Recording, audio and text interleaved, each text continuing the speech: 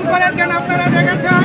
এই ধর্মনগরের শুভবর্তী নাগরিকরা রয়েছেন, সর্বস্তরের যারা নাগরিক আছেন সকল অংশের নাগরিকরা একই কথা বলছেন যে আমরা ভারতীয় জনতা পার্টি সরকার আসার পর যেভাবে আমরা উন্নয়ন দেখতে পেরেছি, আমাদের রাজ্য যেভাবে উন্নয়ন হয়েছে, এই ধর্মনগর যেভাবে সুসজ্জিত হয়েছে, যার জন্য আমরা ভারতীয় জনতা পার্টিকে আমরা বিপুল সংখ্যক ভোট দিয়ে আমরা জয়লাভ করাবো এবং বিধানসভায় পাঠাবো। তাই আমাদের ভারতীয় জনতা পার্টির মনোনয়ন আজকে জমা দিবেন আমাদের সকলের সুপরিচিত সজ্জন ব্যক্তি, নিষ্ঠাবান ব্যক্তি, ভারতীয় জনতা পার্টির প্রবীণ নেতৃত্ব।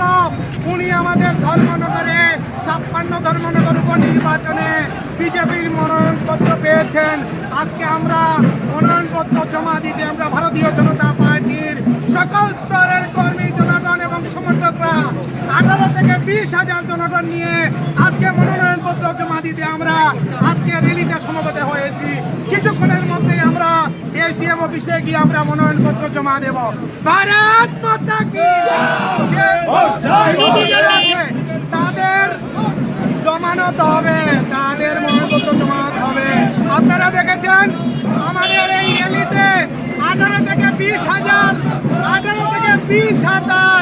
আমাদের মনোনীত প্রার্থীর পক্ষে ওনারা মাঠে নেমেছেন, আজকে র্যালিতে অংশগ্রহণ করছেন।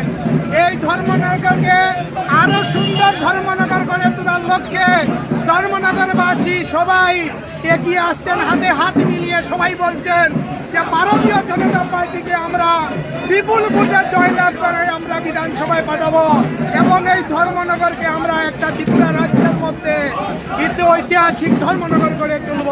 সেই বার্তা